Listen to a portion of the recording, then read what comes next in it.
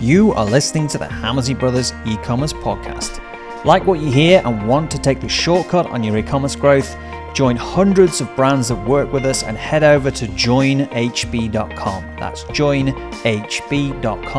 and see how we can help you further. Join our members and smash your targets and unlock the profits within your e-commerce site. Hi Ian, how are you? Hi. Yeah. I'm okay. Why The did me second up? time we've started the podcast. Yeah, it's because I made a silly mistake and you thought, well, people love to silly mistakes. But Yeah. I just thought, we're so close to the beginning that we could just restart and everything would be okay. I'm not saying people love to see us making mistakes, but I think the simplicity of our podcast is that it is real and it is unrehearsed and there isn't an agenda. It is just two brothers being brutally honest about how we see e-commerce. And that's part of the charm.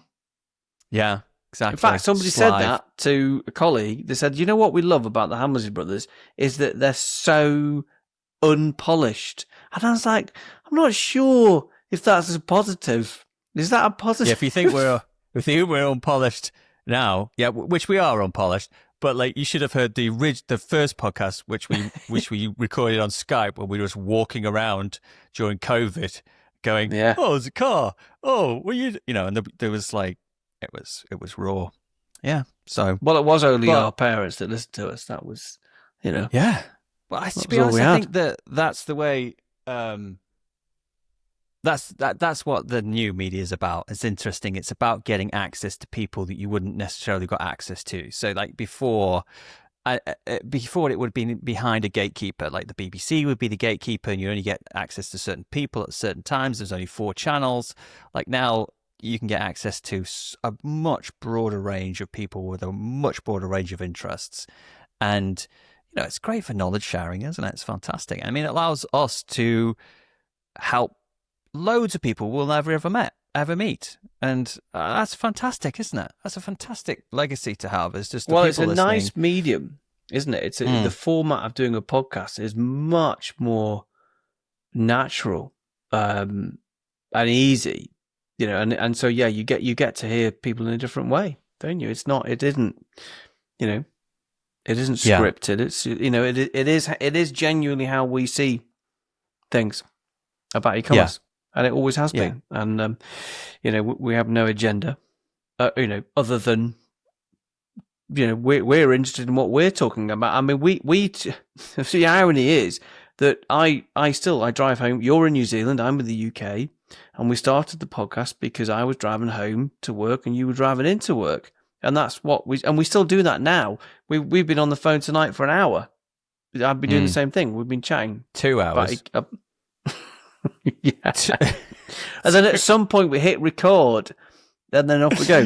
But let's start. So what are we talking about tonight, Mark? Because we're in the offer section. 5 offers. Of our we're doing a series of offers, and there's 5 offers, and the offer was recruitment offer, the offer to get the second sale, the retention offer, and then we're doing the peak season offer, which is a seasonal offer. The last one is forgotten what the reactivation is. Reactivation, yeah. So we've done the first 3, and now we're in the 4th one, which is about like this the offering. I mean, when we say about offers, we're not necessarily talking about like the 10% off. We're talking about the offering of the mechanism for making sure that these types of parts of your business in the kind of marketing calendar are done right. And this is how you generate the business. So we're talking about the seasonal offer, and it's quite apt because we've literally just finished Black Friday,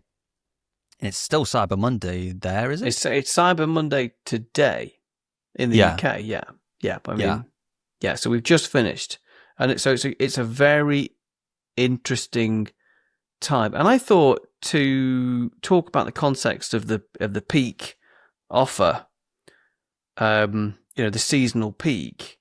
We talk about from one of our businesses. Talk about Bedding Envy, the bedding brand that we launched, because it's quite interesting what's happened. Just to put into context of how we feel about it, and And obviously, once again, if you like what Mark and I are chatting about, you want to talk more in depth, come on, give us a call. Come on to one of the, come on the group coaching group. But or work with us one-on-one, depending on what you want to do. Or work with us one-on-one. Yeah. Or just sit there and listen to the podcast for the next 3 years. It's fine. Yeah, we don't mind. We love it, and we'll eventually release the good stuff on the podcast. Yeah, no, we've got some good stuff. Yeah. But the context of this, I think to talk about our bedding brand as an example of how we have used the peak seasonal offer to really take the business to the next level. And it's really interesting because we've just done that with the bedding brand. So if we go back, if I've got Shopify open here, and if I just put in, I'm just going to take the whole of November, right? I'm going to take the whole of November. I'm going to go back to 2023, and this is literally, bearing in mind, this is a business that Mark and I created with a mate of ours. We created it for a bit of fun to talk about on the podcast, and to help teach people in the context of, look, here's a business. We're going to start, we're going to do the whole thing. We're going to do it alongside the course. So everything that we are doing with this business is what we teach people in the course. Okay, so it's money where amounts. It's a real business. We're importing stock, bringing containers. We have our own warehouse. We're doing our own distribution. Everything you need to do, running all of the ads, the CVO, the whole lot. It's real. It's a real business. So going back to 2023, we did 329. So we did £329,000 in November 2023. 2024. What did you say? 120? What did you say? Sorry, I missed that. 29,000. That was in 2023. That was 2023. 329,000. Yeah. And in 2024, last year, we did, I don't know why I'm looking on Shopify. I know exactly what it is. I should have shared my screen. We did 428,000. So 2024. Okay. So we grew from 330 to 428,000 pounds in 2024. And this year just gone. We don't have the last day in, do we? Oh, you do. I suppose you always do. Yeah. Well, just take the whole of, because it's the whole of November. This year we did £691,000. So that's like what, $800,000 more, $850. What did we do in 2022? In 2022, we did, because like that first one you said was like 300. So it sounds like we were it was actually bigger than you thought, wasn't it? Mm. Yeah, in 2022. Because I think 2022 was the first year it kind of launched. Yeah, we did 153,000 £153,000 in 2022. 300 something, 400 something, almost 700. Yeah. It's kind of how it's gone.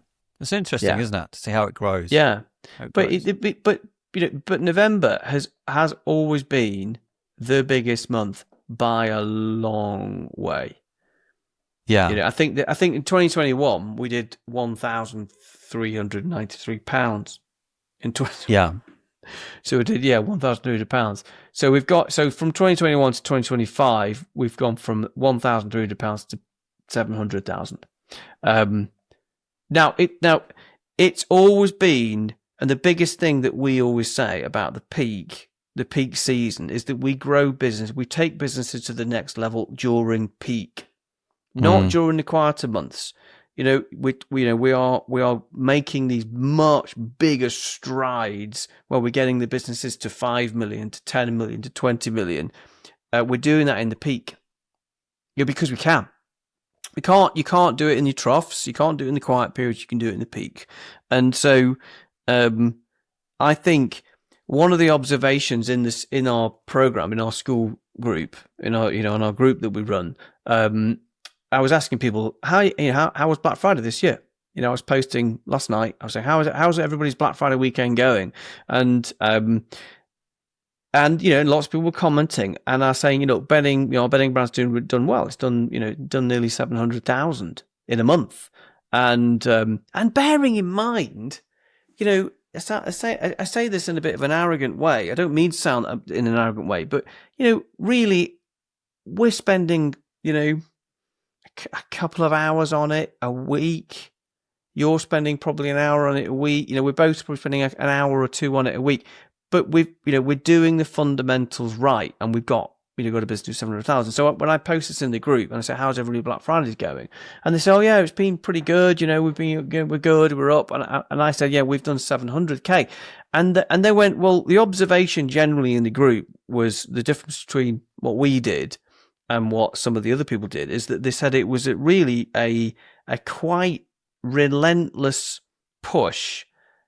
Because everybody signs up to our emails and our newsletters, and everybody, looking at what we're doing, and that, I know people watch it, and they're saying, there was a quite a continual, relentless push during peak where we were emailing like probably 4 times more than everybody else was. We were doing SMSs like 3 times during the peak. We were emailing like pretty much every day. We were emailing twice a day on some days. We were really, really pushing it, and we were squeezing really.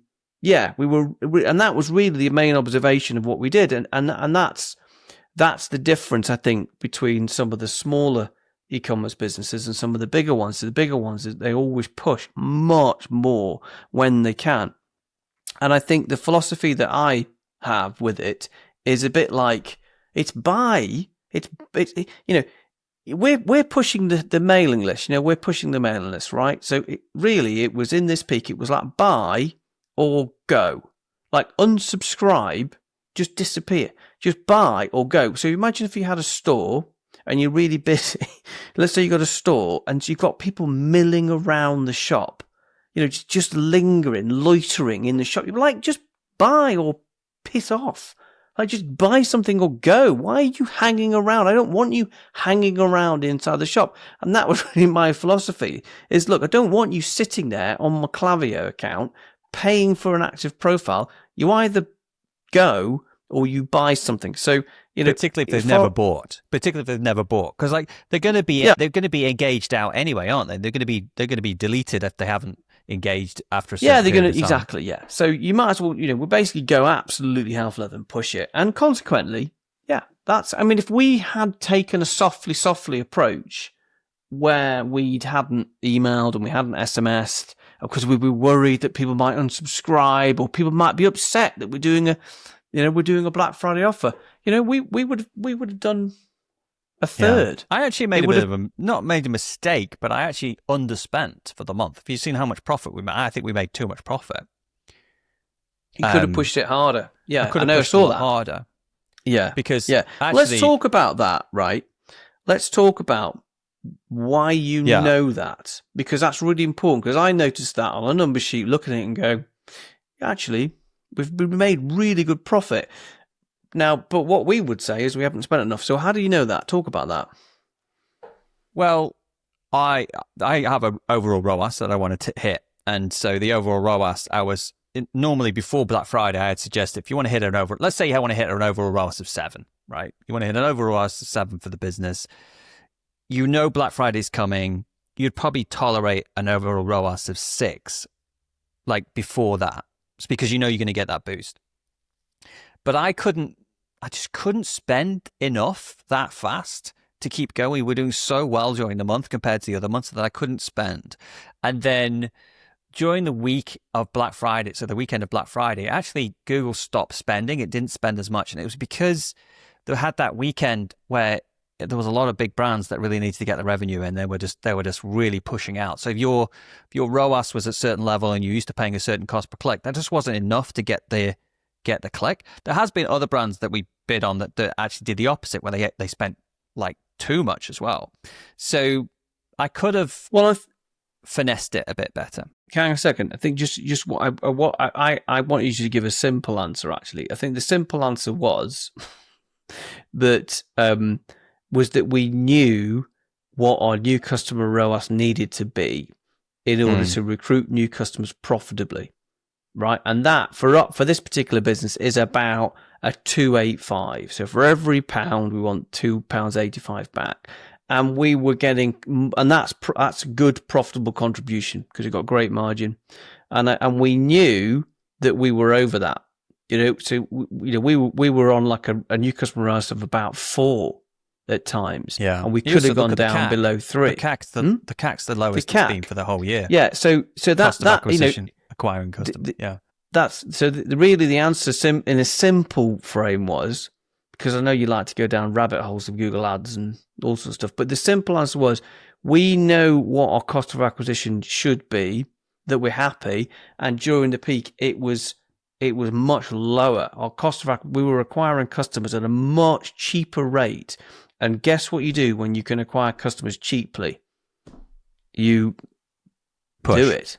You push. Yeah. You push. Now, I think the other thing to consider was, like, we had loads of stock. We were ready. We planned it. We had a stock rotation absolutely tied down. We were following a really good stock model, so we didn't have any cock-ups. We had people who we were chatting to who like, oh, I haven't got any stock. We're going to run out. And I actually told a client, I said, I phoned her 1 week and she said, oh, I'm going to run out. And I said, well, can you air freight them in? She said, yeah. So do it. Air freight them in. She said, okay. And then she did it. And the week after, she sold the product that was air freighting in. She'd already sold it out when it was coming. I said, right, do it again. She did it 3 times. She really put more stock in. But it's like, if you just had if you had the confidence to get the right stock at the right time, we could have really ramped it, and having that knowledge and stock. Anyway, that we could have spent a bit more, and we should have done, because we knew exactly what numbers to go and hit. But there was a few people, and I mean, this is a business. Mark and I are running. We run our e-commerce businesses. We run them to extract as much profit out of them as we possibly can. Right? We don't run them to win an award. We're not interested in winning the best e-commerce website. We are militantly architecting them to rent as much profit. These are businesses that have to serve our needs. So, when it comes to making decisions of how hard to push and whether or not to do a Black Friday offer or not to do a Black Friday offer, there's a lot of chat in and amongst our own groups as well about, should I do a Black Friday offer, should I not? Does it cheapen the brand? Does it devalue the brand? Do you think it will change people's perceptions if I do a Black Friday? There's loads of people listening to this, and I bet you had that conversation internally. And I'm not saying that's right or wrong. I'm not saying that at all. Whether or not, if you opted out, you don't believe in Black Friday, you think it's a little bit, it's a bit vulgar and it's a bit, maybe, sort of pushing a bit. But I think not doing anything at all and is a bit like going to the Trafford Centre at the weekend when it's raining and it's absolutely rammed. The Trafford Centre is a shopping mall near me, and it's absolutely rammed. Busiest day of the year, and people are waving wads of cash in your face and shutting and having pulling your shutters down. Do you think it's like that belief that this just came to me? This belief of not doing Black Friday. So, like, if you are a high street brand and you're a shop on the high street, if everybody else is doing Black Friday, it's busy, and you open your store, you're going to do well anyway because there's so many people around just shopping that's there. Yeah. So if you take that thinking to online and you think, well, everybody's going to be busy buying anyway, it's like, well, because you're not in a mall, you're not on a high street. People aren't coming to your store just because they've come out for the other Black Friday. That shopping will be done completely isolated from you. It's like everybody's having a party and you're not at it. Like, it's completely different online than if you are a high street brand. You can kind of stand out in a high street brand and say, we're not doing Black Friday. Honestly, it's really busy, but you do well on Black Friday. I think the main objection people have about, and this is we're just talking about Black Friday as an example of a peak seasonal offer, which is this. This is the fourth one we're talking about. The main reason people buy out of it is because they think it devalues the brand. They think that it's going to make people feel that they're a discounter, or that it isn't what our brand stand for, and I think lots of people feel that way. And I would, again, I talked about this last week, and I said that a brand comes from being able to get the product in the hands of your customer. That's where a brand comes from. And so, with our bedding brand, we're starting to build a brand because we've just shifted, £700,000 worth of stock in a month. And so we have now got £700,000 worth of customers, feeling the product, going, oh my God, this is amazing, leaving great reviews on Trustpilot, talking about it to their friends, coming back and buying something else for their other bed. And that's where a brand comes from. So, and when our bedding brand's probably doing nudging about £5 million worth of sales. So it's not massive, but it's basically tiny, really. £5 million, it's pretty small. It's when you start to get over the 10 million mark that you could then start to, sit back and go, actually, I do have something. I do have a brand, because you've got loads of trust and credibility. You've got lots of customers.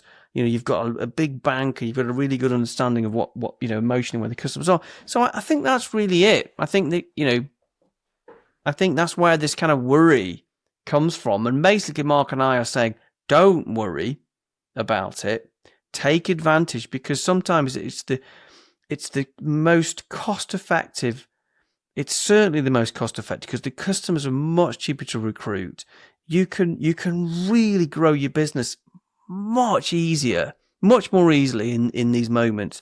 So that's why they're so important. I think. Would you want to say anything else about? Because I want to talk about. What two other things I want to think? Yeah.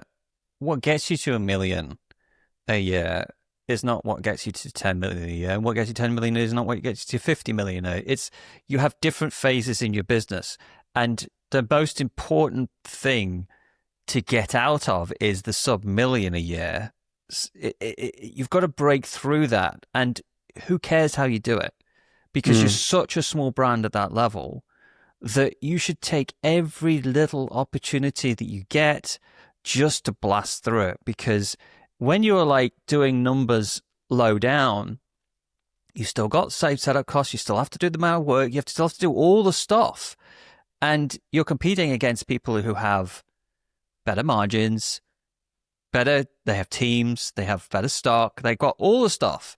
And so not taking the ladder or the shortcuts that you've got, it's just silly. Like, maybe when you do 10 million or 20 million, you don't do Black Friday, but you wouldn't want to not do Black Friday when you're doing like 10 grand a month. Like, well, all of the businesses who have been on our program and are on the program and done really well. Health.com, Cornish seaweed, the goat milk. Those kind of businesses where they're all doing, 8 million, 20 million, 50 million. They really pushed Black Friday really hard this year. They all pushed, and they did really well. So these are big businesses who've come from, doing $1 million a year, pushing, because they know that they can take the business to the next level in these moments. So you said you wanted to go and talk about some other points. I was going to talk about, so sometimes, let's not use Black Friday, because Black Friday is not one where sort of it's kind of an overall universal thing that everybody should be doing something. But there's another kind of interesting stories about the peak offering. And because there's lots of peak offering, isn't it? It's not just Black Friday. We happen to be talking about it now because it's fresh off the the cuff. But there's lots of other times where when is peak, and and is it something that we're just architecting? So I would start to think about, Valentine's Day for gifting, for Mother's Day, for Easter, Father's Day, those kind of, there's often some natural event that happens in your type of, your customer's mind when they're buying your type of product, and it's planning that, generally. But there's a few other stories. There's a business that's very, very similar that we work with in our program that was a bit like the Gymshark. It was like the kind of Emirates world of Gymshark, and they were massive. And they came to us to say, look, can we really grow? And they were doing, some big numbers already, but they had we're looking at their number sheet, pulled the numbers in the number sheet and went, oh, okay, they had a massive spike. In a random month. Was just a random month. Yeah. Like, what the hell happened there? There's a massive spike, and then it was flat, and then a massive spike again. And we were like, what happened then? What did you do then? Because your CAC cost of acquisition was really low. You did like 5 times the amount of revenue for new customers and existing customers in both people. What happened there? And they went, oh, we do an event. We do an event twice a year. Why? Okay, that's great. Can we do another one? Can we do another one? And we went, well, we could do, maybe. I said, yeah, let's do another one. And do you know what? We'll do another one again. Right. So we're gonna do 2 new events throughout the year that are as big as these other ones, because they're nicely spread out, and we can do the same offer. We can ramp them up and get rid of it. And that's what we did. And that business, on that strategy alone, then doubled and doubled again and doubled again. Okay, and it was and that's very simple. That was a really good example. I mean, there were obviously other things that we did do. It wasn't just that 5-second chat, but obviously sometimes it is bloody obvious that there's a massive effect. Yeah, it's just finding the hidden assumptions, isn't it? The hidden assumptions is, we can only do these 2 sales a year, and that's all that happens. Blah blah blah, and you go, well, let's try to do another one. You go. Just turns out that we can still do another one and still get the same amount of revenue out of those. It goes, well, that was a very expensive assumption for us to be carrying around with us. So the flip side of it that I wanted to talk about is when people go mental during those seasonal sales. So it happened at COVID, and it happened sometimes on Black Friday, and they overspend, and they overspend because they think that it's so busy that there's no matter what they paid for the customers, they couldn't lose money. And so you do have to watch your CAC, your cost of acquisition in Black Friday, because, or any really, really busy time, because there is a point at which point customers are too expensive. And that is a fine balance. And I've seen people get into trouble with it. It was one of the UK's largest online butchers. They got serious trouble in COVID, and they just kept ramping it up. And the CAC went from about £20 to 47 or 50. And they were like, "Oh, we're busy. Everybody wants to buy. Buy. We're gonna, it's gonna be fine." And it's like, well, no, because after a certain point, your customer pays for themselves, maybe even on the first sale, and now the customer's only going to pay for themselves after 18 months, and it's like you're pushing that cash flow out too far. It went even longer than that. I think they would have to have waited 3 years for that customer to be breaking even. Yeah. So they'd pushed far too hard. And I think the other thing that can happen sometimes during your seasonal peak, it can encourage a one-hit wonder. Where somebody comes on, just buys that one thing and then never comes back. And so I think you have to go into it with an open mind. You got to go into it logically, which is why you need the number sheet, and you need to understand what your cost of acquisition should be, and you do not spend beyond your means. Only spend. Yeah. You can only spend if the maths coming out are the right maths. You can't just spend your way out of it. If you are increasing your ads and your cost of acquisition goes way beyond where it should be, you're overspending.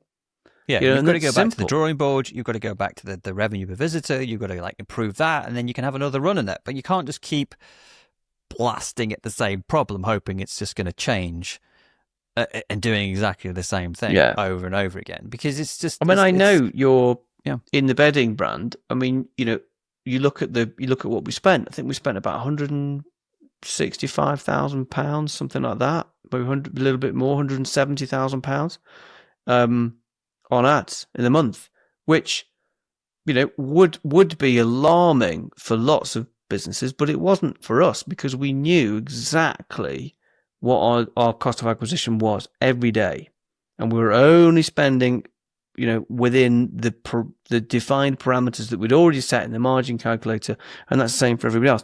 And then it's fine. Then you can sit back and relax. I mean, there was no conversations between you, me, and the team during the peak. I mean, not one where we said, should we spend more? Should we spend less? Everybody knew what they were doing because it was all set. Wasn't it? It was all, there was nothing. It wasn't, you and I didn't even have a conversation about it once. We didn't need to because we knew exactly what we were doing. Well, we're all looking at the same data. We were looking at the same data. We're looking at the same decision-making metric, the numbers sheet. And so you know how to read it. I know how to read it. I don't need to have a conversation with you about it. No, we don't. We're both going to come to the same conclusion. I did you're absolutely right, but I did a little video on Sunday morning, sat around the, I was having a coffee on Sunday morning, and it was the Black Friday weekend, and I was looking at the numbers, and I did a really nice, cheerful video for you, on Loom. I haven't watched it. And I said, and it was the rate. You said, look, pat on the back, and you didn't even bloody watch it. My brother's the worst communicator. He's literally, you get nothing. You give this really wonderful, inspiring speech about life. If you want to say so, just on the podcast. Proud of you. That could be the only time. Proud of what we're doing. And nothing. I don't get even any response. I could be lying dead in a ditch, and he would. Well, I'd hope you wouldn't send me a Loom video if you were lying in a ditch. Just text literally, me. Nothing. That'd be more. What do I have to do to get my big brother's appreciation and validity? It's just all about whether you've got attention in the family, isn't it? I had to leave the country so you got attention from our parents. I had to employ you. I had to employ my family so I could get love. I had to employ my dad as the accountant, and then you as my chief psychologist strategist. Listening to this, Ian's got an opening for a therapist. Yeah, nothing. He probably had to fit you in for like 3 seconds on a Friday, as he's on a treadmill, knowing his schedule. Anyway, we've banged on for half an hour. That's more than most people can stand. So we'll leave it there. Thank you very much. Thank you. Cheers. Thanks.